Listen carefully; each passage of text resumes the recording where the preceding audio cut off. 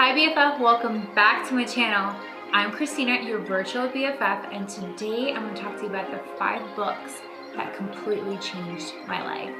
Let's go. Cut carbs, cut sugar, fat turns to ketones. More benefits like energy, more focus like a free throw. Cut carbs, cut sugar, fat turns to ketones. I'm losing weight and feeling great since I switched to keto. Hey. Okay, so before we get started, I would like to explain that it doesn't matter how many books you read, until you start implementing the knowledge that you're reading and learning, you won't see any kind of change take place in your life. So it is one thing to be motivated, but it's another thing to be inspired. And I hope that in your day-to-day life, you are looking for things that inspire you to actually take action, because when you take action, that is when change happens. All right, so as I'm gonna dive into these books, take some notes, but also keep in mind that it's not about just reading these books, it's about living these books. That's what makes the difference, all right? So I don't have any of these books physically, I listen to them on Audible, so I'm gonna throw up pictures of them here. The first one that I listened to a really, really long time ago is probably my first personal development book, and to be honest with you, I was so off-put by the word self-help books. So that's for people who need help. I'm clearly okay, I don't need help. Definitely was like in the closet reading my self-help books, but it was The Secret by Rhonda Byrne. And it was my first perspective of reading something that made sense to me, that resonated on my soul level, if that makes sense. Like, I always knew that if you truly want something and you just like think about it and you take actions towards it, it will eventually happen, right? But hearing her read her book, made me understand why my entire life I've been able to manifest things into fruition, because I was doing all the things without even the confidence or the awareness of knowing that I was doing them. So I thought that was really cool. So The Secret, if you're not familiar with it, there's also a movie on Netflix that you can check out. It talks about just the law of attraction. The secret is the law of attraction. And manifestation and this abundant universe, and how, you know, it's our birthright to truly enjoy our human experience here, and that everything that you desire, you have the ability to achieve. There's a quote that talks about if you can visualize it in your mind, you can hold it in your hand. And I'm a true believer in that. And, you know, as we're getting on to this topic of manifestation, the way that I see it is that if you truly have a core desire that's yours and yours alone, like it's not what your parents want for you, what your spouse wants for you, what your kids want for you, or whatever it is, if it's truly a core desire that belongs to you, your heart and soul and mind, then you are meant to have that. That is meant to be a part of your experience, or a part of your testimony, a part of your journey here on earth. And you should not feel guilty for wanting those things. And that because you desire those things, you have the ability to bring them into fruition. Compelling vision, massive action, manifestation, okay? So The Secret's incredible. It's an awesome book if you are brand new to the world of manifestation. But please keep in mind that you can't just sit there on a couch manifesting your dream house, your dream life without taking any action. It's about compelling vision, massive action, and living all the teachings that you find in that book, which talks about just abundance and law of attraction and this abundant universe, and how we just truly deserve to have an incredible human experience here. All right, so the next book I absolutely love, and I feel like it's really been revolutionary of how I perceive my reality, my physical reality for sure.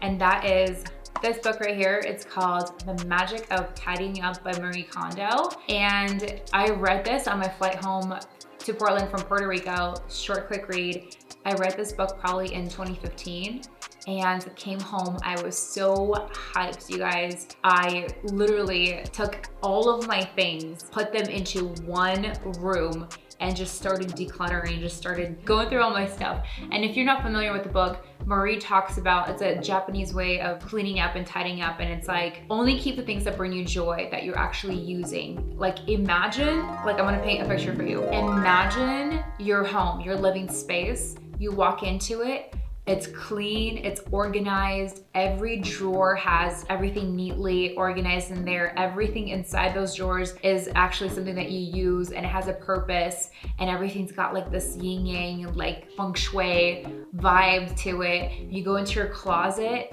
and you don't have to sit there and sort through the clothes that don't fit you anymore, that you don't want to let go of because you paid money for them. And everything that you see in your closet brings you joy, and it actually fits, and you love to wear it and makes you happy. Can you imagine that? Not having junk drawers, not having clothes that you're keeping for decades for God knows what reason. Because I feel like, especially if you're like me and you came from poverty, there's this hoarder mentality of like, I have to hold on to everything because I know what it's like to have nothing. And that if worse comes to worse, I can sell these things.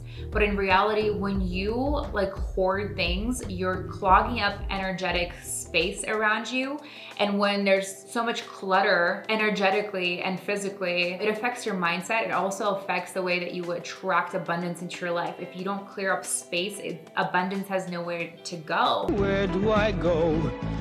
So keep that in mind. So I read this book, I was so excited. And the coolest part about my decision to move around constantly for the past 4.5 years, I've moved around an average about 6 to 8 months. Every 6 to 8 months, I've had a new house. I've always up leveled. I've always gotten something nicer or better or a different perspective or just a different like up level.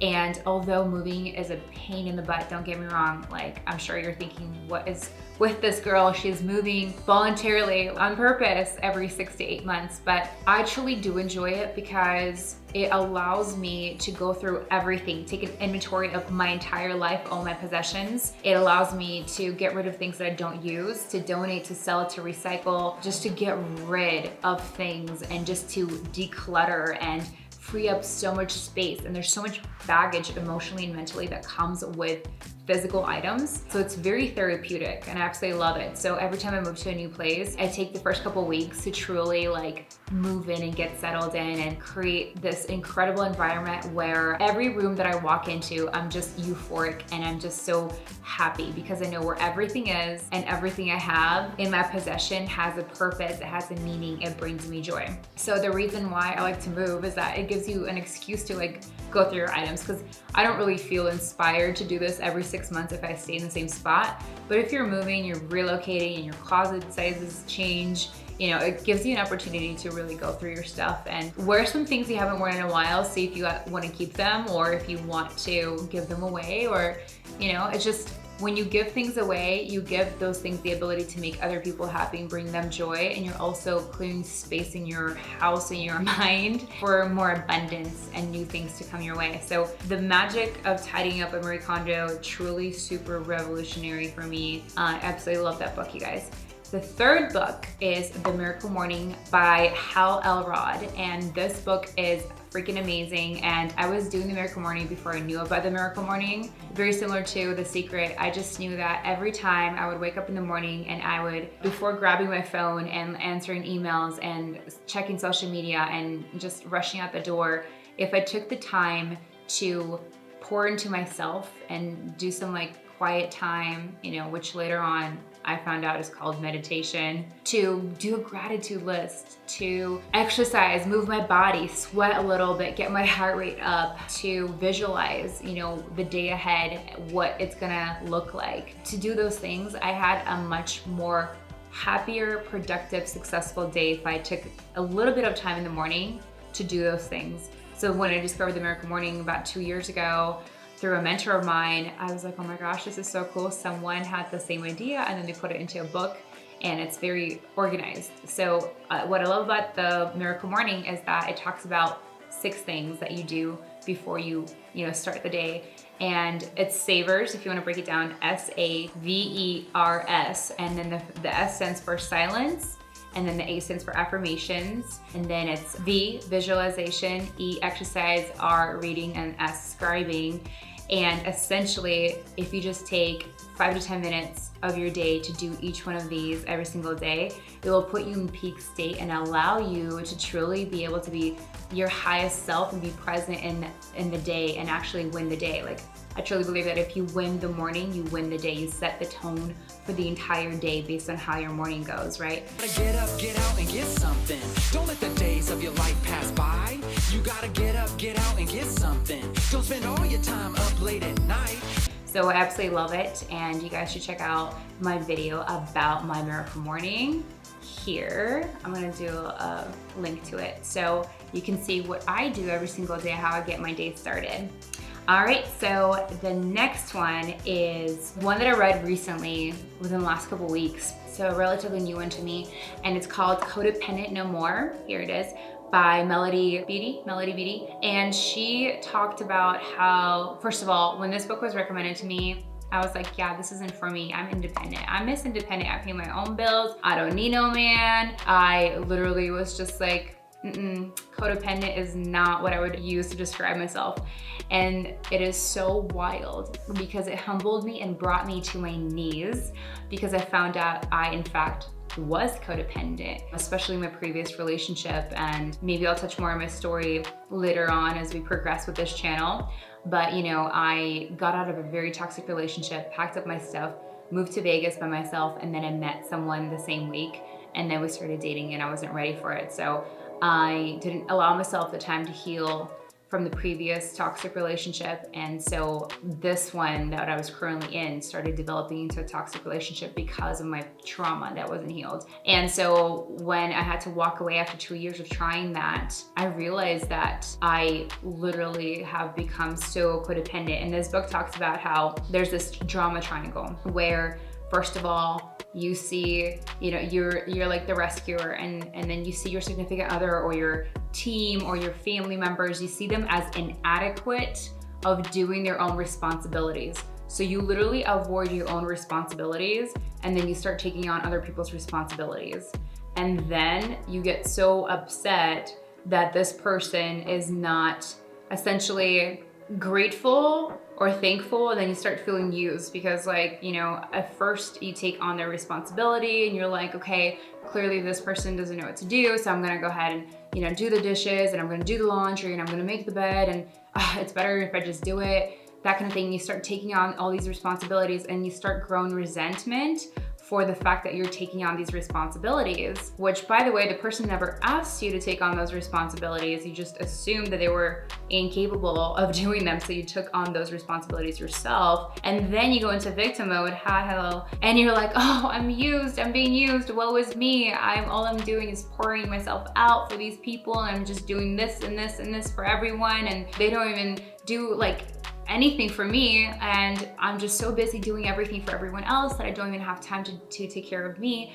And it's like this vicious cycle, right? So if you're like me, this was me, I neglected my responsibilities, I neglected my mindset, my physical health, my business, everything, to take on other people's responsibilities, whether that's my team and my organization, business partners, whether that was my partner or family members or friends. I deemed them incapable of doing their own responsibilities, took on their responsibilities, then resented them for it, and then felt like a victim, like I was being used. This is a triangle that does not serve you. So if that sounds like anything like you, check out the book, Codependent No More. It allows you to have that self-awareness, nip those things in the bud, and to practice these methods of putting yourself first, which is where the Miracle Morning comes in. And I'm currently doing 75 hard also. I want to share that with you guys later on. And it's been revolutionary. Like, I feel like a completely different person. I'm on day 39, and the person that I was 39 days ago and the person that I am today are two completely different people. I don't think codependency ever really goes away. I think that you just grow awareness to it, and you're able to better survey the situation to see if, in fact, you could help or ask if the person needs help versus taking on their responsibility, right? And then feeling used and, you know, bitter about it. So check that book out if that sounds like something something up your alley. It's been transformational for me for sure. And then last but not least, book number 5, it's this one by Napoleon Hill. It's called Outwitting the Devil. I highly recommend listening to this book on audiobook because you get to hear the voices being played out. So this is a book about a man that's interviewing the devil, and it's so wild to me because regardless whether you're religious or not, it's not necessarily about that. It's more about positivity, negativity, and we all know that it's there. You know when someone says something positive, you feel good. You know when someone says something negative, you feel bad. It lowers your vibrations, right? So when you know when positive and negative exists, and then you listen to these voices being played out and the stories, it is so wild because that entire book that I was listening to on my daily walks with my dog, I realized that all these negative thoughts that do not serve you, if you want to believe in God and you want to think about his opposition, you know, the enemy in your ear, or if you just want to think of it as positivity and negativity and just energy based, that's completely up to you. But truly, it's like the world is like this yin yang. One cannot exist without the other. If you look at the yin yang sign, it's white piece with a black dot and a black piece with a white dot. And they have to coexist together in order for this existence to even be here, right? So it's not to say that there's not lessons in one or the other, but I think if you have the perspective of just being more positive than you are negative, your entire paradigm, your entire life will shift. And especially if you think about negativity as coming from the opposition of good, then you start to really see like, oh my gosh, like you can take back control of your own mind and get back on track. Do you know what I'm saying? So that's a really cool book to check out. It definitely gives you a different perspective on positive and negative thoughts and what you allow in your space, in your mind, in your heart, and your mind space to take seed and grow, right? And blossom. Is that positivity or is that negativity? So I hope that you guys like this video. Subscribe if you want to see more videos like this. Let me know in the comments below if you read any of these books, if they have completely changed your life the way that they have changed mine. And then also if you have some books that I didn't mention here that changed your world, please let me know in the comments below. I'm always, always, always looking for a new book to read. Don't forget to follow me on IG. I show up every single day on my stories to show you how to hack your mindset, tap into manifestation, take massive action, and be a good steward of your wealth at XRYSTINA. All right, you guys, I'll see you next time. This is Christina, your virtual BFF. Peace out.